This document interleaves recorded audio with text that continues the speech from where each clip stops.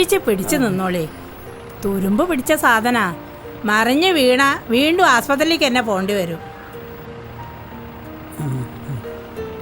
ഈശ്വര, മരിക്കണേന് മുൻപ് നല്ലൊരു ജങ്കാറിൽ യാത്ര ചെയ്യാൻ പറ്റാൻ മതിയായിരുന്നു. നടക്കുവോ ആവോ? നടക്കും. നമ്മളെ വിഷമങ്ങൾ മനസ്സിലാക്കുന്ന ഭരണാധികാരികളുണ്ടെങ്കിൽ എല്ലാം നടക്കും. അതന്നെ എനിക്കും പറയാനുള്ളത്.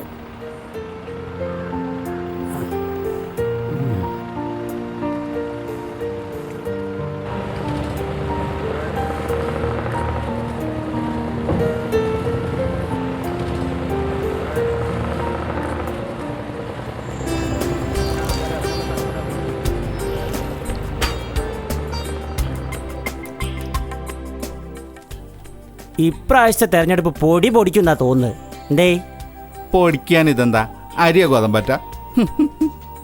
ഞാനൊരു ഉപമ പറഞ്ഞല്ലേ, സ്ഥാനാർത്ഥികൾ തമ്മിൽ വീറും വാശി നിറഞ്ഞ പോരാട്ടാണല്ലോ. സ്ഥാനാർത്ഥികൾ തമ്മിൽ വീറും വാശിയും കാണിച്ചിട്ട് എന്താ കാര്യം? ജനങ്ങളാ തീരുമാനിക്കുന്നത് ആര് ജയിക്കണമെന്ന്. ജനങ്ങൾക്ക് വേണ്ടി പ്രവർത്തിക്കുന്നവരെ മാത്രമേ ഇനി അങ്ങോട്ട് ജയിപ്പിക്കുള്ളൂ. അതാണ് അതിൻ്റെ ശരി. കഴിഞ്ഞ 10-35 കൊല്ലായിട്ട് നമ്മളെ ബേപ്പൂർ മണ്ഡലത്തിൽ ജയിച്ചു പോയോല് എന്ത് പുരോഗതിയാണ് ഇവിടെ കൊണ്ടുവന്നിട്ടുള്ളത്. അതുകൊണ്ട് ഇപ്രാവശ്യം ജനങ്ങൾ മാറി ചിന്തിക്കും, അതെനിക്ക് ഉറപ്പാ. അതന്നെ. നമുക്ക് നോക്കാം. നോക്കി നടക്കി, ഇവിടെ ഇരുന്നോളി.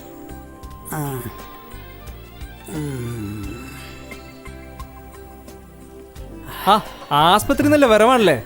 ഓരോ ചായ അടിക്കട്ടെ? വേണ്ട, വെള്ളം മതി. ഓ ശരി. അസുഖമൊക്കെ മാറിയില്ല ബാലേട്ടാ? കുറഞ്ഞു.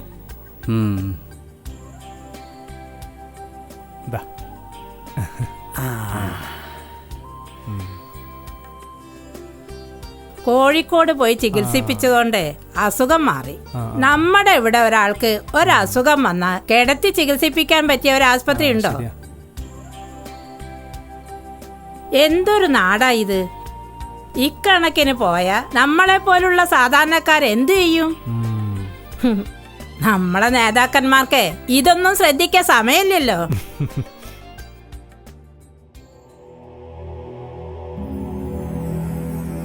കിടത്തി ചികിത്സിക്കാൻ സർക്കാർ സംവിധാനമില്ലാത്ത ഒരേ ഒരു മണ്ഡലം നമ്മുടെ ബേപ്പൂർ ആയിരിക്കും. ആശുപത്രി എന്ന ഒരു ബോർഡ് തൂക്കിയതുകൊണ്ട് മാത്രം ജനങ്ങളുടെ ആവശ്യങ്ങൾ നിറവേറ്റപ്പെടില്ലല്ലോ. ഫലമോ, മെച്ചപ്പെട്ട ചികിത്സാ സൗകര്യങ്ങൾ ലഭിക്കുന്നതിനായി ജനങ്ങൾക്ക് മറ്റു പ്രദേശങ്ങളെയോ ഭാരിച്ച ചികിത്സാ ചിലവ് ഈടാക്കുന്ന പ്രൈവറ്റ് ആശുപത്രികളെയോ ആശ്രയിക്കേണ്ടി വരുന്നു. കാലാകാലങ്ങളായുള്ള ഈ പ്രതിസന്ധിക്ക് ഒരു മാറ്റം വരണ്ടേ?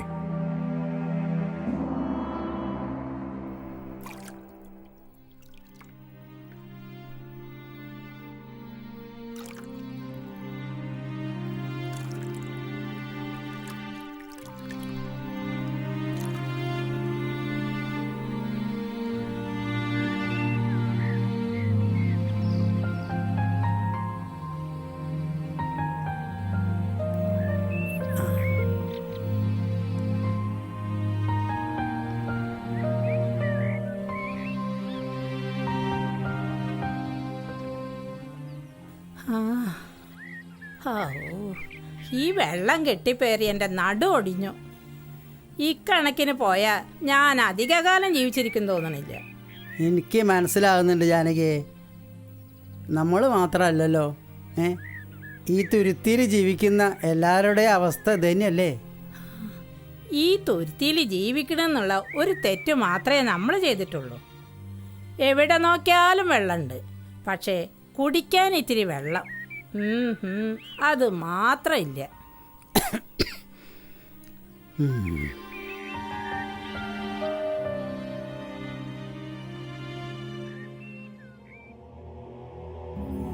വെള്ളം വെള്ളം സർവത്ര, തുള്ളിക്കുടിപ്പാനില്ലത്രേ എന്ന കവിമൊഴി അന്വർത്ഥമാക്കുന്ന ഒരു പ്രദേശമാണ് ബേപ്പൂർ നിയോജക മണ്ഡലം.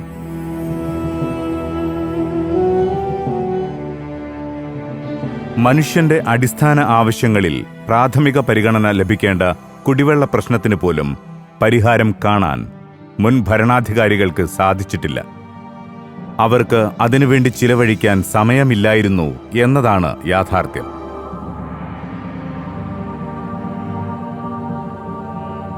ജപ്പാൻ കുടിവെള്ള പദ്ധതി ഉൾപ്പെടെ പല പദ്ധതികളും കടലാസിൽ ഉറങ്ങുകയല്ലാതെ പ്രാബല്യത്തിൽ വരുത്തുകയോ പൂർത്തീകരിക്കപ്പെടുകയോ ചെയ്തിട്ടില്ല എന്നതും യാഥാർത്ഥ്യമാണ്.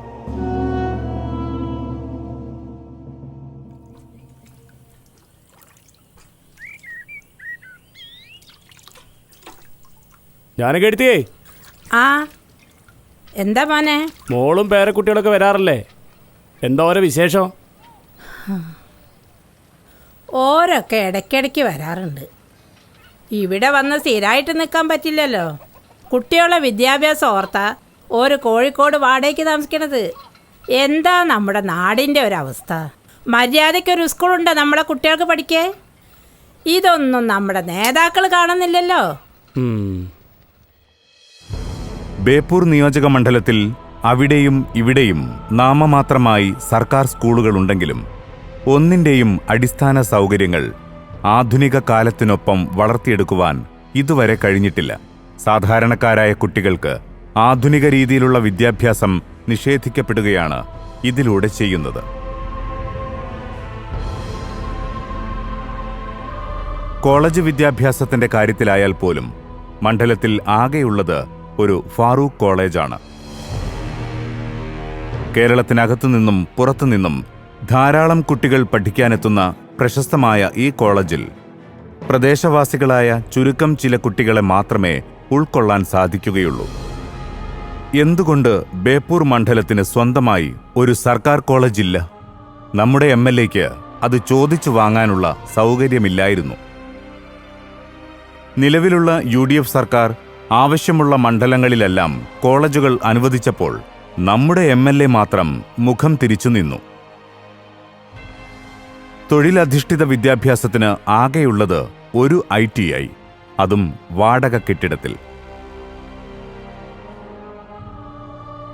പേരിന് ഒരു പോളിടെക്നിക്കോ എഞ്ചിനീയറിംഗ് കോളേജോ ഇല്ല. മറ്റു പ്രദേശങ്ങൾ മുന്നോട്ട് കുതിക്കുമ്പോൾ ബേപ്പൂർ പുറകോട്ടാണ് സഞ്ചരിക്കുന്നത്.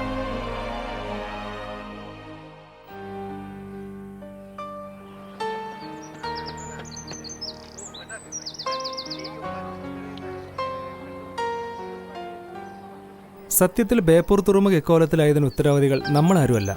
കാലാകാലങ്ങളായി ഇവിടുന്ന് ജയിച്ചു പോയ നമ്മളെ നേതാക്കന്മാർ തന്നെയാണ്. അല്ലാന്ന് എനിക്ക് പറയാൻ പറ്റുമോ? അതിലിപ്പോ എത്ര സംശയം എന്താ? അപ്പൊ എനിക്ക് കാര്യങ്ങൾ അറിയാല്ലേ. ബേപ്പൂർ തുറമുഖം എന്ന് വെച്ചാ ഒരു കാലഘട്ടത്തില് ലോകം മുഴുവൻ അറിയപ്പെടുന്ന ഒരു തുറമുഖമായിരുന്നു. കോഴിക്കോട് പോലും പിന്നെ വരുന്നുള്ളൂ. ഇപ്പിന്റെ അവസ്ഥ എന്താ?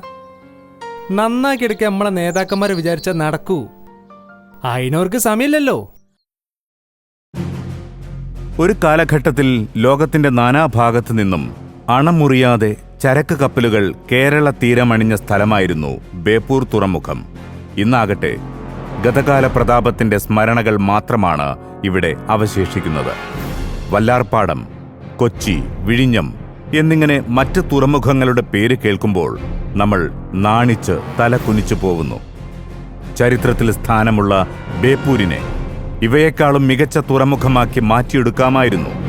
നമ്മുടെ നേതാക്കൾ മനസ്സുവെച്ചിരുന്നെങ്കിൽ അവർക്കതിന് നേരമില്ലായിരുന്നു എന്നതാണ് സത്യം.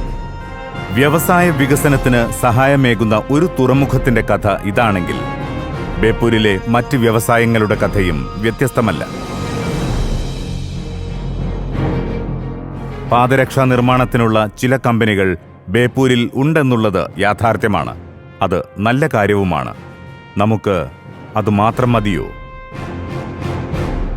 തകർച്ചയിലേക്ക് കൂപ്പുകുത്തിക്കൊണ്ടിരിക്കുന്ന എത്രയോ ഓട്ട് കമ്പനികളാണ് നമ്മുടെ നാട്ടിലുള്ളത്. അവയെ പുനരുജ്ജീവിപ്പിച്ചാൽ തന്നെ എത്രയോ പേർക്ക് തൊഴിൽ കിട്ടുമായിരുന്നു.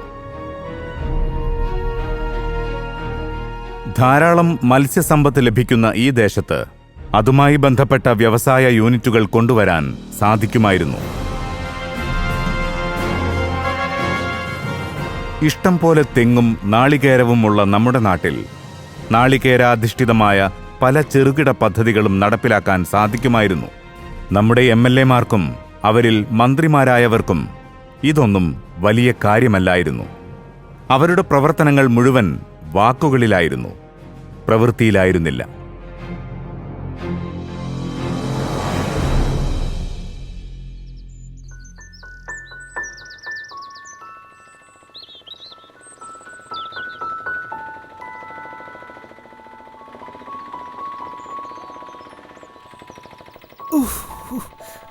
ഈ കോലത്തിൽ വണ്ടി ഓടിച്ചാല് നിന്റെ പരിപ്പളകടോ. അത് ശരി, റോഡിൽ കോലത്തിലായാലും ഞാൻ എന്ത് ചെയ്യാനാ? വണ്ടീൻ്റെ അവസ്ഥ അറിയാം എനിക്ക്. ഈ വണ്ടിയെ ആഴ്ചയിൽ വർക്ക്ഷോപ്പ് കയറ്റണോ? ആ, അപ്പം നമ്മൾ രണ്ടാളെ അവസ്ഥ ഒന്ന് തന്നെ. റോഡാണ് പ്രധാന പ്രശ്നം. അത് പിന്നെ പറയാനുണ്ടോ?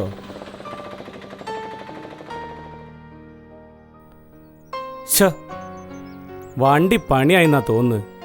എന്തൊരു കഷ്ടായിപ്പോയി. അയ്യോ, എന്താ പറ്റി? പറഞ്ഞു തീർന്നില്ല, അപ്പോഴേ ഈ വണ്ടിയും കേടായി. നമ്മളെ നാട്ടിൽ എന്തെങ്കിലും ഒരു നല്ല റോഡ് വരടോ. ആ, വന്നാലായി, അങ്ങനെ ആശ്വസിക്കാം. എനക്കറിയോ, ഞാൻ ഇടയ്ക്ക് നമ്മളെ രാമനാട്ടറ ബൈപ്പാസിനടുത്തൊക്കെ പോയി നിൽക്കൂ. എന്തിന്? അല്ല, നല്ല റോഡ് കാണണമെങ്കിലും നമ്മൾ അവിടെയൊക്കെ പോയി നോക്കണമല്ലോ. ഉം. അതിപ്പോ 4 വരിയാക്കാനുള്ള പരിപാടിയാ. വികസനം എന്ന് പറഞ്ഞാൽ ഇങ്ങനെ വേണം. നമ്മൾ ഉമ്മൻചാണ്ടി ആളൊരു പുലിയാ. അതിനിപ്പം എന്തത്ര സംശയോ? ഞാൻ ആ റോഡിന്റെ ഫോട്ടോ ഒക്കെ എടുത്ത് വെച്ചിട്ടുണ്ട്. കുറെ ഒക്കെ വാട്സപ്പും ചെയ്ത് കൊടുത്തിട്ടുണ്ട്. അനക്ക് വേണോ? ഇന്നോടാണോ ഇതൊക്കെ ചോദിക്കുന്നത്? ഞാനിതൊക്കെ എത്ര ചെയ്തതാ?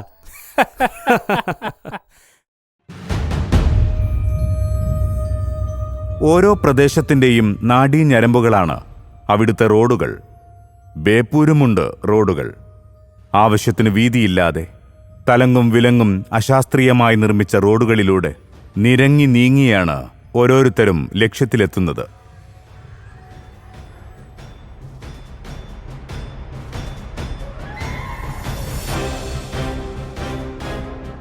വല്ലപ്പോഴുമൊക്കെ ടാർ ചെയ്ത് മിനുക്കിയെടുക്കുന്നതല്ല റോഡ് വികസനം. അത് ശാസ്ത്രീയമായിരിക്കണം. വരുംകാല വികസനങ്ങളെ കൂടി മുന്നിൽ കണ്ടുള്ളതായിരിക്കണം. എന്നാൽ നമ്മുടെ ബേപ്പൂരിനു വേണ്ടി ഇങ്ങനെ ചിന്തിക്കാൻ ഒരു നേതാവില്ലായിരുന്നു. നമുക്ക് നല്ലൊരു റോഡ് കാണണമെങ്കിൽ വല്ല രാമനാട്ടുകര ബൈപ്പാസിലോ മറ്റോ പോയി നോക്കേണ്ട ഗതികേടാണ്. അവിടെയാകട്ടെ ഇപ്പോൾ 4 വരിയിലേക്ക് വികസിപ്പിക്കാനുള്ള തയ്യാറെടുപ്പിലും. നമുക്കും വേണ്ടേ നല്ല റോഡുകൾ?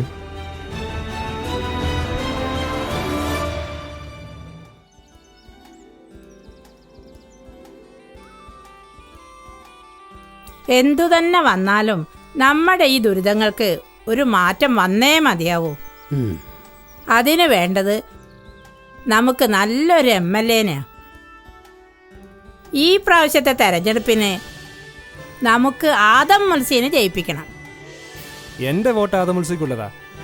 അത് ഞാൻ എപ്പോഴേ തീരുമാനിച്ചു കഴിഞ്ഞതാ. എനിക്ക് ഉറപ്പുണ്ട്, ആദമുൽസ് ജയിച്ചു വന്നാൽ നമ്മുടെ ബേപ്പൂർ മണ്ഡലത്തിന്റെ മുഖച്ഛായ തന്നെ മാറിയിരിക്കും. നമ്മുടെ നാടിൻ്റെ പ്രശ്നങ്ങൾ നേരിട്ട് കണ്ടറിഞ്ഞ് നാടിൻ്റെ പുരോഗതിക്ക് വേണ്ടി പ്രവർത്തിക്കണം. ഒരു സഹോദരനെ പോലെ, ഒരു സുഹൃത്തിനെ പോലെ നമ്മുടെ കൂടെ നിൽക്കുന്ന ആളായിരിക്കണം MLA. അതിന് നമ്മുടെ ആദം മുൽസി വരണം. എൻ്റെ വോട്ട് ആദം മുൽസിക്ക് തന്നെയാണ്. ഈ നാടിൻ്റെ പുരോഗതിക്ക് ഒരു മാറ്റം അത്യാവശ്യമാണ്. ആദം മുൽസി ജയിക്കണം. UDF സർക്കാർ അധികാരത്തിൽ വരികയും വേണം. നാട് വളരട്ടെ, ലോകം വളരുന്നതിനൊപ്പം. അതെ അതെ. അപ്പോ എല്ലാരോടും ഞാൻ പറയാ, ബേപ്പൂര് മണ്ഡലത്തിലുള്ളവരൊക്കെ ആദം മുൽസിക്ക് വോട്ട് ചെയ്യുക. മൂപ്പർക്ക് ഒരു അവസരം കൊടുത്താലല്ലേ നമ്മുടെ നാടിന് വേണ്ടി പ്രവർത്തിക്കാൻ പറ്റൂ. മൂപ്പർ ജയിക്കട്ടെ, നമ്മുടെ ആദം മുൽസി ജയിച്ചു വരട്ടേന്ന്. നമുക്ക് വേണ്ടി നേരമുള്ളവരെ തിരഞ്ഞെടുക്കാൻ നേരമായി.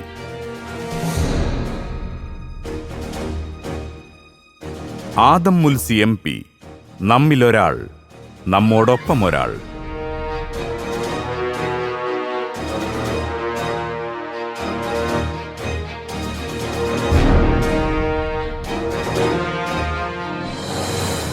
നിങ്ങളുടെ വിലയേറിയ ഓരോ വോട്ടും ബേപ്പൂർ മണ്ഡലം ഐക്യജനാധിപത്യ മുന്നണിയുടെ സ്ഥാനാർത്ഥി ആദം മുൽസി MP-ക്ക് കൈപ്പത്തി അടയാളത്തിൽ രേഖപ്പെടുത്തി അദ്ദേഹത്തെ വമ്പിച്ച ഭൂരിപക്ഷത്തിൽ വിജയിപ്പിക്കുക.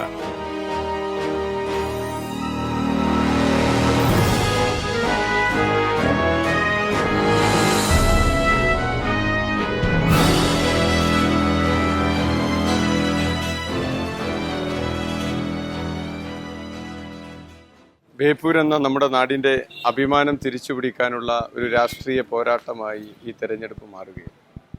കഴിഞ്ഞ 35 വർഷക്കാലമായി ഈ നിയോജകമണ്ഡലത്തെ പ്രതിനിധാനം ചെയ്യുന്നവർ നാടിൻ്റെ നന്മകളെല്ലാം തല്ലിയുടച്ചു. നാടിൻ്റെ വികസന സാധ്യതകളെ മുച്ചൂടം തകർത്തുകൊണ്ട്, പ്രത്യേകിച്ച് ബേപ്പൂർ തുറമുഖമായാലും ചാലിയം ഫിഷിംഗ് ലാൻഡ് ആയാലും, എന്തിനേറെ നമ്മുടെ കുട്ടികളുടെ ആരോഗ്യ വിദ്യാഭ്യാസ രംഗങ്ങളിൽ വരെ കാലഘട്ടത്തിനനുസരിച്ച ഒരു പുരോഗതിയും കൈവരിക്കാൻ നമുക്ക് സാധിക്കാതെ പോയി എന്നുള്ളതാണ്. മനുഷ്യൻ്റെ ഏറ്റവും പ്രാഥമികമായ ആവശ്യമായ കുടിവെള്ളം ദൗർഭാഗ്യകരമെന്ന് പറയട്ടെ, എൻ്റെ നിയോജക മണ്ഡലത്തിലെ 50% വരുന്ന നമ്മുടെ വീട്ടമ്മമാർ കുടിവെള്ളത്തിന് വേണ്ടി നന്നേ പ്രയാസം അനുഭവിക്കുകയാണ്. അവരുടെ പരാതികളും രോദനങ്ങളും ഒരു സ്ഥാനാർത്ഥി എന്നുള്ള നിലയ്ക്ക് എൻ്റെ മനസ്സിനെ പിടിച്ചു കുലുക്കുന്ന പരാതികളും സംസാരങ്ങളും ഒക്കെയാണ് എനിക്ക് കേൾക്കാൻ സാധിച്ചത്. അതുകൊണ്ട് തന്നെ എൻ്റെ പ്രിയപ്പെട്ട അമ്മമാരുടെയും സഹോദരിമാരുടെയും കണ്ണീരൊപ്പാൻ, അവരുടെ വേദനകൾക്ക് അറുതി വരുത്താനുള്ള വാഗ്ദാനങ്ങൾ മാത്രമേ എനിക്ക് ഈ തെരഞ്ഞെടുപ്പിൽ എൻ്റെ പ്രിയപ്പെട്ട വോട്ടർമാർക്ക് നൽകാനുള്ളൂ. വലിയ സുന്ദരമോഹന വാഗ്ദാനങ്ങൾ നൽകി ഈ നാട്ടിൽ തേനും പാലും ഒഴുക്കാമെന്ന വലിയ തെറ്റായ, അതല്ലെങ്കിൽ അങ്ങനെയുള്ള ഒരു തെറ്റായ ധാരണയൊന്നും സ്ഥാനാർത്ഥി എന്നുള്ള എനിക്കില്ല. ഞാൻ ഏറ്റവും പ്രാഥമികമായ പരിഗണന ഇവിടെ കൊടുക്കാൻ ആഗ്രഹിക്കുന്നത് എൻ്റെ പ്രിയപ്പെട്ട വീട്ടമ്മമാരുടെയും സഹോദരിമാരുടെയും പ്രയാസങ്ങൾക്ക്, ദുരിതങ്ങൾക്ക് അറുതി വരുത്താൻ ജപ്പാൻ കുടിവെള്ള പദ്ധതി, ചീക്കോട് കുടിവെള്ള പദ്ധതി, ഇതിൻ്റെ വിതരണ ശൃംഖലകൾ സമയബന്ധിതമായി പൂർത്തീകരിച്ചുകൊണ്ട് എല്ലാ വീടുകളിലും കുടിവെള്ളം എത്തിക്കുക എന്നുള്ളതാണ് എൻ്റെ പ്രാഥമികമായ ദൗത്യമെന്ന് എൻ്റെ പ്രിയപ്പെട്ട വോട്ടർമാരെ ഓർമ്മപ്പെടുത്താൻ ഞാൻ ആഗ്രഹിക്കുക. ഞാൻ 2011 തെരഞ്ഞെടുപ്പിൽ ഇവിടെ സ്ഥാനാർത്ഥിയായി മത്സരിച്ച ഒരു പൊതുപ്രവർത്തകനാണ്. അക്കാലത്ത് എന്തൊക്കെയായിരുന്നു ജനങ്ങളുടെ ദുരിതങ്ങൾ, ആ ദുരിതങ്ങളുടെ കാഴ്ച തന്നെയാണ് 2016 നമുക്ക് കാണാൻ സാധിക്കുന്നത്. അന്ന് നിങ്ങളെല്ലാവരും എനിക്ക് വോട്ടുകൾ നൽകി, പലരും എന്നെ അനുഗ്രഹിച്ചവരാണ് എന്ന് ഞാൻ ഇന്നും കൃതജ്ഞതയോടുകൂടി ഞാൻ ഓർക്കുകയാണ്. പക്ഷേ അന്ന് വിജയിക്കാൻ സാധിച്ചിട്ടില്ല. പക്ഷേ ഇത്തവണ 2ാം അംഗത്തിന് ഞാൻ ഇറങ്ങുമ്പോൾ നിങ്ങൾ കഴിഞ്ഞ 5 വർഷവും എനിക്ക് നൽകിയ പിന്തുണയിൽ നിന്ന്, പ്രോത്സാഹനത്തിൽ നിന്ന്, നിങ്ങളുമായുള്ള ഇടപഴകിയ അവസരങ്ങളിൽ നിന്ന് ഞാൻ മനസ്സിലാക്കിയ, ഞാൻ കണ്ടെടുത്ത നിങ്ങളുടെ പ്രശ്നങ്ങൾ, ജനകീയ പ്രശ്നങ്ങൾ, ആ പ്രശ്നങ്ങളും പ്രതിസന്ധികളും മറികടക്കാനുള്ള പരിശ്രമങ്ങളാണ് 2ാമത് ഞാൻ ഇവിടെ മത്സരിക്കുമ്പോൾ നിങ്ങളുടെ മുമ്പാകെ എനിക്ക് അവതരിപ്പിക്കാനുള്ളത്. നിങ്ങൾ എനിക്കൊരു അവസരം നൽകണമെന്നാണ് എനിക്ക് വിനീതമായി ഹൃദയത്തിൽ തട്ടി അപേക്ഷിക്കാനുള്ളത്. അങ്ങനെ നിങ്ങളൊരു അവസരം എനിക്ക് നൽകിയാൽ ഈ ബേപ്പൂരിൻ്റെ മണ്ണിൽ വികസനത്തിൻ്റെ പുതിയ കഥകൾ നമുക്ക് കൂട്ടായി രചിക്കേണ്ടതായിട്ടുണ്ട്. ബേപ്പൂർ എന്ന് പറയുന്ന നമ്മുടെ നാട്, ഞാൻ നേരത്തെ സൂചിപ്പിച്ചതുപോലെ, നാട് നമ്മുടെ അഭിമാനമാണ്. പക്ഷേ ഇന്ന് നമുക്ക് നാടിനെ കുറിച്ച് അഭിമാനിക്കാൻ വക നൽകാത്ത കാര്യങ്ങളാണ് ഇവിടെ പരക്കെ പറഞ്ഞു കേൾക്കുന്നത്. തീർച്ചയായും അതിൽ നിന്നൊരു മോചനം, നമ്മുടെ നാടിൽ നന്മ വിളയിക്കാൻ, നാടിൻ്റെ അഭിമാനം സംരക്ഷിക്കാൻ ഒരു കൂട്ടായ പ്രവർത്തനമാണ് ആവശ്യം. കക്ഷി രാഷ്ട്രീയത്തിന് അതീതമായി, മറ്റ് ചിന്തകൾക്കതീതമായി ഈ ബേപ്പൂരിൻ്റെ ചരിത്രം തിരുത്തി എഴുതാൻ നിങ്ങളെല്ലാവരും എൻ്റെ കൂടെ ഉണ്ടാകണം. നാടിൻ്റെ നന്മയ്ക്ക് വേണ്ടി നമ്മൾ ഒന്നിക്കണം. നമ്മൾ ഒറ്റക്കെട്ടായി ഒരു മനസ്സോടുകൂടി മുന്നോട്ട് പോകണം. എൻ്റെ തെരഞ്ഞെടുപ്പ് ചിഹ്നമായ കൈപ്പത്തി അടയാളത്തിൽ നിങ്ങളെല്ലാവരും എനിക്ക് വോട്ടുകൾ നൽകണം. എൻ്റെ പ്രിയപ്പെട്ട അമ്മമാരും സഹോദരിമാരും ചെറുപ്പക്കാരും തൊഴിലാളികളും എന്ന് വേണ്ട സമസ്ത മേഖലകളിലെ മുഴുവൻ ആളുകളും ബേപ്പൂർ എന്ന നമ്മുടെ നാടിൻ്റെ അഭിമാനം തിരിച്ചു പിടിക്കാൻ ഒന്നിക്കണം എന്ന് മാത്രമാണ് എനിക്ക് അഭ്യർത്ഥിക്കാനുള്ളത്. വളരണം ഈ നാട്, തുടരണം ഈ ഭരണം. ഒരു വട്ടം കൂടി UDF സർക്കാർ.